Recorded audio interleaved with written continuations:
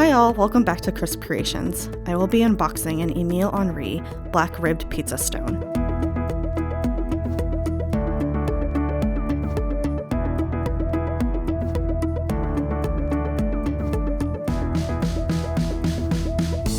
It's 14.5 inches in diameter, so it's a good size for a frozen pizza or for making your own pizza.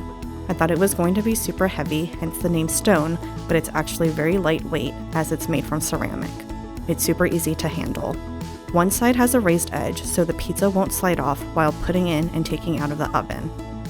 Not only is it oven safe, but for those of you who love to grill your pizzas, you can also put it on the grill as well.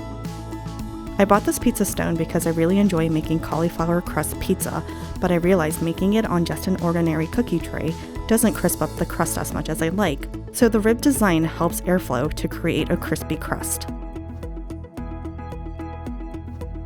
For you pizza lovers out there, I highly recommend the Emile Henri ribbed pizza stone. It also comes in red as well. Thanks for watching. Don't forget to subscribe to watch more of our videos.